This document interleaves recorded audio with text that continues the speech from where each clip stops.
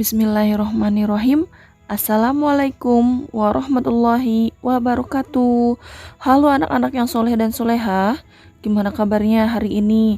Semoga kalian sehat selalu ya, dan semoga kita semua selalu dalam lindungan Allah Subhanahu wa Ta'ala. Amin ya Robbal Alamin. Jangan lupa sebelum belajar kalian siapkan alat tulisnya terlebih dahulu ya. Dan Bu Ella minta kalian tetap melaksanakan sholat duha terlebih dahulu sebelum mulai belajar ya. Untuk pelajaran IPA hari ini kita sudah memasuki tema 4 subtema 1 ya. Untuk materinya yaitu proses menghasilkan energi listrik dan proses menyalurkan energi listrik. Proses menghasilkan energi listrik. Globalisasi mempunyai pengaruh sangat besar bagi kemajuan teknologi terkait energi listrik. Sumber utama energi listrik adalah pembangkit listrik. Contoh pembangkit listrik adalah pembangkit listrik tenaga air atau PLTA. Cara kerja PLTA adalah yang pertama, PLTA memanfaatkan energi air yang mengalir, misalnya air sungai. 2. Aliran air dialirkan melalui pipa-pipa khusus untuk menggerakkan turbin.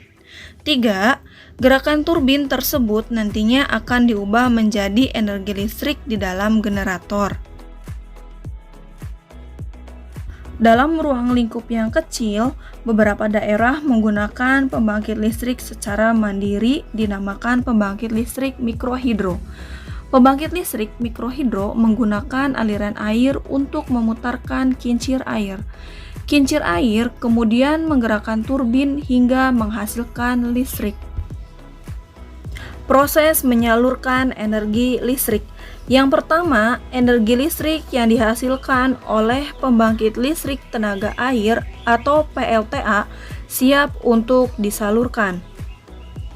Yang kedua, energi listrik disalurkan terlebih dahulu melalui kabel-kabel besar yang terpasang di menara saluran udara tegangan ekstra tinggi atau SUTET.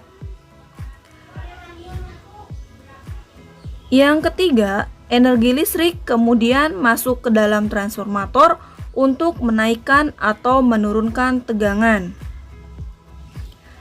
Yang keempat, energi listrik disalurkan ke dalam pabrik-pabrik. Pabrik biasanya membutuhkan energi listrik cukup besar untuk keperluan produksi. Yang kelima, energi listrik kemudian masuk kembali ke dalam transformator. Transformator ini berfungsi untuk menurunkan tegangan. Dan yang terakhir, yang keenam, yaitu energi listrik dari transformator penurun tegangan diterima oleh gedung perkantoran dan rumah-rumah penduduk. Komponen utama dalam proses penyaluran listrik. Yang pertama, sistem pembangkit berfungsi untuk mengubah sumber energi menjadi energi listrik.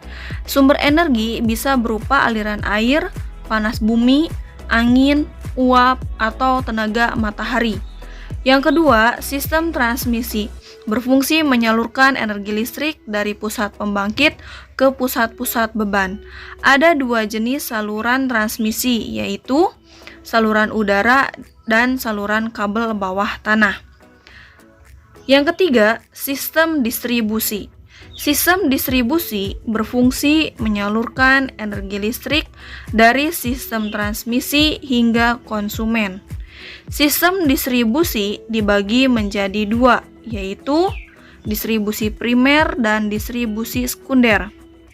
Distribusi primer berasal dari jaringan transmisi yang diturunkan tegangannya di gardu induk menjadi tegangan menengah sebesar 20 kV.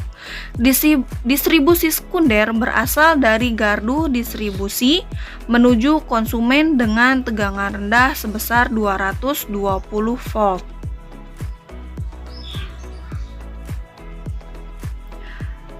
Keempat, transformator berfungsi untuk menaikkan atau menurunkan tegangan listrik. Transformator juga sering disebut trafo. Transformator terbagi menjadi dua jenis, yaitu transformator step up dan transformator step down. Transformator step up berfungsi menaikkan tegangan yang dihasilkan dari pusat pembangkit. Transformator step down berfungsi untuk menurunkan tegangan. Sekian untuk materi hari ini. Kurang lebihnya mohon maaf. Tetap semangat dan tetap jaga kesehatan. Wassalamualaikum warahmatullahi wabarakatuh.